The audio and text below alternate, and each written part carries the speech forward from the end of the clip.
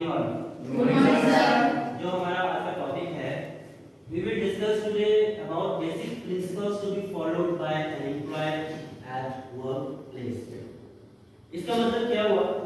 इसका मतलब ये हुआ कि हमें कुछ सिद्धांत रखने चाहिए अपने लाइफ में, क्योंकि देखो आप इंडस्ट्री में जा रहे हो, हॉस्पिटैलिटी इंडस्ट्री में जा रहे हो, अगर आप कुछ सिद्धांतों को लेकर जाओगे तो आपको वहाँ पे किसी प्रकार की दिक्कत नहीं होगी, ना आपको दिक्कत होगी ना उधर किसी प्रॉपर्टी को दिक्कत होगी, राइट? क्योंकि वहां पे जाकर आप काम करोगे, आपको बहुत सारी जिम्मेदारियां दी जाएंगी, उस जिम्मेदारी के अगेंस्ट आपको अमाउंट दिया जाएगा, सैलरी जिसको आप बोलते हो, तो आपको अपने कार्य कैसे करना पड़ेगा?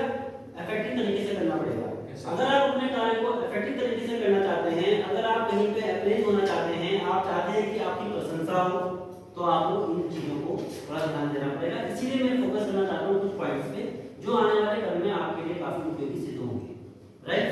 क्योंकि देखो आपका अभी कुछ ही दिन बचे हैं, I think 20 days are left. Yes sir. सभी बच्चे अभी जॉब पे जाने वाले हैं। Yes sir. इसलिए भी ये वाला पॉइंट्स, ये पॉइंट जो है इंपॉर्टेंट है, तो मैं चाहता हूँ कि आप इन चीजों का अनुकरण करें। अगर मैं सिद्धांतों की बात करता हूँ तो फर्स्ट पॉइंट अगर मैं बात कर रहा हूँ, believe in people. Believe in people, यहाँ पे ये बोला गया है कि जो आपके साथ काम करते हैं आपको विश्वास करना पड़ेगा उनका। देखो बिना टीम के ना कुछ नहीं होता है। अगर आप किसी दूसरे व्यक्ति को विश्वास नहीं करते हैं तो आप उसको काम कैसे देंगे, कैसे उसको आप टास्क कंप्लीट करेंगे? आप अपने सहयोगी को, आपके सबऑर्डिनेट्स जो होते हैं उनको काम कैसे सौंपोगे? क्या आप अकेले कर पाओगे? Next to impossible. आपको दूसरों पे विश्वास करना पड़ेगा। मैं तो कह रहा हूँ खुद पे भी विश्वास रखो कि हाँ मैं कर सकता हूँ, राइट? तो जितने भी आप लोगों से मिलोगे वहाँ पे आपके कुछ एम्प्लॉय होंगे, आपके अंडर में काम करने वाले होंगे, आपके सीनियर होंगे, आपको पहले उन पे विश्वास करना पड़ेगा, क्योंकि विश्वास ही जिंदगी की एक नींव होती है। मैं ये समझता हूँ, और वो हमारे कार्य क्षेत्र की नींव है। Getting my point? Yes sir. This is the point. Second thing, guest focus. देखो हम हॉस्पिटैलिटी इंडस्ट्री में हैं और गेस्ट हमारे लिए बहुत इंपॉर्टेंट हैं। अतिथि देवो भव कहते हैं। Yes sir. जो होटल वर्ड है वो लिया गया है हॉस्पिटैलिटी से, और हॉस्पिटैलिटी का मतलब क्या होता है? मेहमान नवाजी। यानी कि गेस्ट हैं तो हमें उनको क्या करना पड़ेगा? प्रॉपर तरीके से ट्रीट करना पड़ेगा, उनको प्रॉपर तरीके से डील करना पड़ेगा, क्योंकि वो बहुत इंपॉर्टेंट हैं, राइट? तो जब हमें समझ में आ रहा है कि गेस्ट बहुत ज्यादा इंपॉर्टेंट हैं, तो हमें उनको ज्यादा प्रायोरिटी देनी पड़ेगी, अपने से ज्यादा कम, अपने से ज्यादा उनको प्रायोरिटी देनी पड़ेगी। हमें पता है कि अगर गेस्ट आएंगे, गेस्ट हमारे द्वारा दी जाने वाली जो फैसिलिटीज हैं उनका यूटिलाइज करेंगे तो पैसा आएगा। पैसा आएगा का मतलब क्या है? हमारे जो प्रॉपर्टी के जो ऑनर हैं, जैसे कंपनी में हम काम करते हैं, जिस में हम काम करते हैं, उनको हमें सैलरी देने में किसी प्रकार की दिक्कत नहीं होगी। Yes sir. लेकिन वो पैसा कब आएगा? वो रेवेन्यू जनरेट कहाँ से होता है? गेस्ट से होता है। और गेस्ट हमारे प्रॉपर्टी में आते हैं, हमारे होटल में आते हैं, वो खाना खाते हैं या अन्य सुविधाओं का उपयोग करते हैं, उसके अगेंस्ट में धन देते हैं, पैसा देते हैं।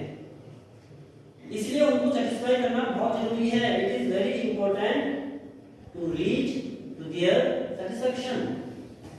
अगर हम उनके सेटिस्फैक्शन तक नहीं पहुंचे तो क्या होगा? वो वापस नहीं आएंगे, वो रुष्ट हो जाएंगे और हम कुछ नहीं कर पाएंगे।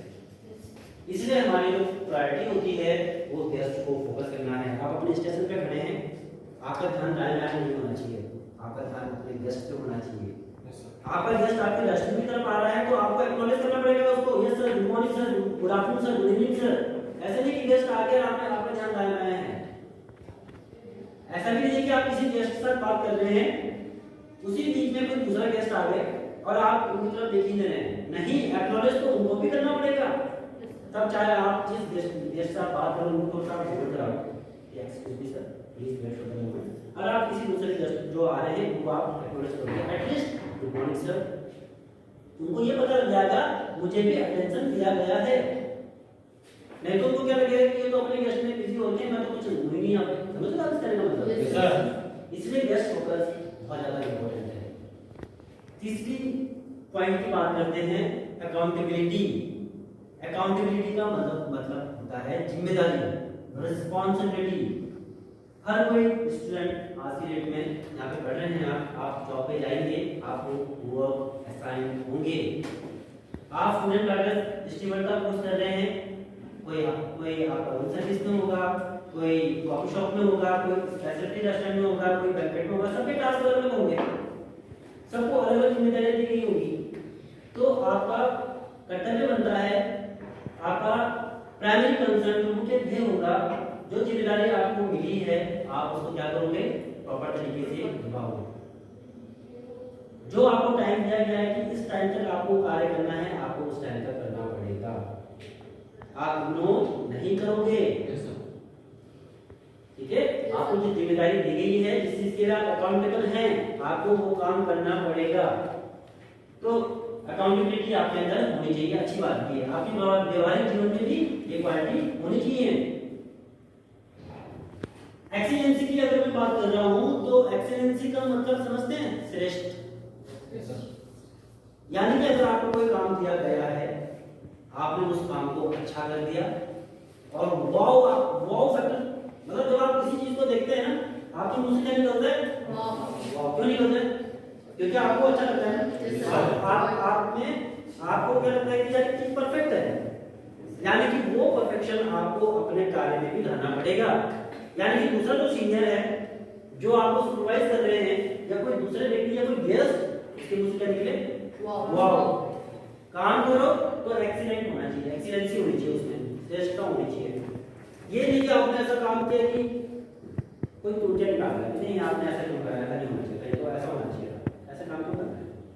यानी कि अगर आप आत्महत्या के साथ किसी कार्य को करते हैं तो वो एक्सीलेंट ही होगा। मन लगा के अगर आप किसी कार्य को करते हैं वो एक्सीलेंट ही होगा। लेकिन अगर आपने लापरवाही करी, आपको ऐसा लगता है कि अच्छा क्या करना है, अरे ये तो मैनेजर ने कैसे बोल रहा है, नहीं। क्योंकि ओवरऑल पॉइंट क्या है, अकाउंटेबिलिटी। जिम्मेदारी दे रखी है तो उसको एक्सीलेंसी के साथ करना पड़ेगा। एक्सीलेंसी के साथ नहीं करोगे तो आपको प्रशंसा नहीं मिलेगी, उल्टा क्या होगा, त्रुटि मिलेगी। मेहनत तो आप कर ही रहे हो ना, आपने सुबह से लेकर शाम तक काम किया, आपने अपने 9 घंटे 10 घंटे 11 घंटे जो भी इंडस्ट्री को दिए उस दिन के लिए, आपने अपना समय दिया, उतना मेहनत करी, लेकिन एक त्रुटि की वजह से आपको सुनना पड़ गया मैनेजर से, तो आपको अच्छा लगेगा नहीं लगेगा, आपको अच्छा बिल्कुल नहीं लगेगा। यानी कि अब क्या करना पड़ेगा, आपको क्या करना पड़ेगा, बताओ बताओ। यानी कि जो आप काम कर रहे हो उसको क्या करना पड़ेगा, एक्सीलेंसी के साथ काम करना पड़ेगा, है ना। इससे क्या होगा, आपको किसी प्रकार की दिक्कत नहीं होगी, और ना आपको दिक्कत होगी ना ऑपरेशन को दिक्कत होगी, वो भी खुश है और आपको भी प्रशंसा मिलेगी। दूसरे पॉइंट की बात करते हैं, knowledge of products and quality. Simple सी बात है, हम कहीं पे जा रहे हैं, हमें कहीं पे काम भी करना है, हमें पैसा भी मिलना है, लेकिन क्यों मिलेगा हमें पैसे, हमें जो वहाँ के जो प्रोडक्ट्स हैं हमें उनको सेल आउट करना पड़ेगा ना। हमारे होटल मैनेजमेंट में हमने आपको क्या सिखाया कि प्रोडक्ट क्या होता है, क्या होता है प्रोडक्ट, आप बताएं। Very good, food beverage and accommodation, तीन चीजें। फूड में खाना, बेवरेज में पेय पदार्थ, बेवरेज में पेय पदार्थ, और एकोमोडेशन में ये तीन चीजें हमारे प्रोडक्ट हैं। यानी कि हमें प्रोडक्ट का नॉलेज होना चाहिए।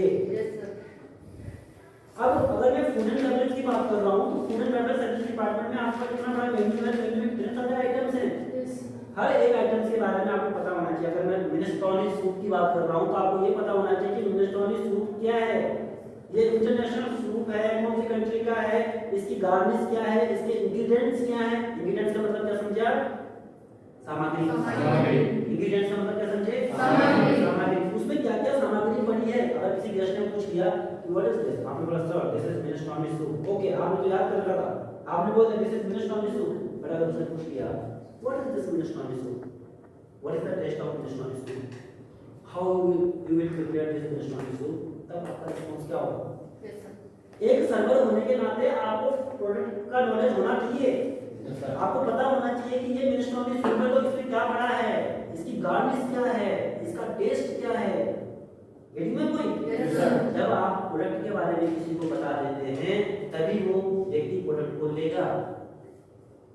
एक सिंपल सी बात है ना, ये पेन है और मैं आपको इसकी क्वालिटी के बारे में नहीं बताऊंगा तो मैं बेच नहीं पाऊंगा इसको, Yes, मैं sir. अलाउड नहीं कर पाऊंगा। मालिक कुछ नहीं होता है, आप लोग इंपॉर्टेंट हैं।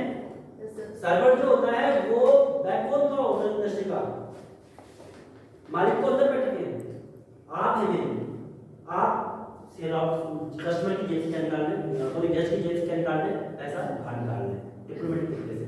लेकिन वो तभी संभव है जब आपको नॉलेज होगा प्रोडक्ट का, उसकी क्वालिटी के बारे में भी आपको पता होना चाहिए। सपोज कोई प्रोडक्ट है, चलो ठीक है किचन से बन के आ गया, लेकिन स्टैंडर्ड क्या बोलता है, उसका सर्विस करने का तरीका क्या है, उसका टेक्सचर कैसा होना चाहिए था, उसका एग्जैक्ट टेस्ट क्या, उसका कलर क्या होना चाहिए था, यानी कि आपको क्वालिटी के बारे में उसका पता होना चाहिए। Yes, sir. जब पता होगा तभी आप सप्लाई कर पाओगे। तो this is very important thing, like knowledge of product and quality. Got it? Yes, sir. दूसरी बात करते हैं एक्यूरेसी की। एक्यूरेसी का मतलब ये होता है कि आपने करेक्ट करना है, एक्यूरेट होना चाहिए। कितने सारे काम होंगे, एक्यूरेसी नहीं होगी तो बेकार हो जाएगा। सपोज आप बिल दे रहे हो, अब बिल दिया आपने टेबल नंबर 4 में, अब वहां चला गया टेबल नंबर 5 का बिल, तो टेबल नंबर 5 का बिल का 1000 रुपए, टेबल नंबर सपोज ये देखो टेबल नंबर 4 है, इसका जो बिल है वो है 300 रुपीस का, और टेबल नंबर 5 का बिल था 1000 रुपीस का। आपने क्या करा, जल्दबाजी में क्या कर दिया, 5 टेबल नंबर 5 का बिल किसमें दे दिया, टेबल नंबर 4 में। एक्यूरेसी खत्म हो गई ना।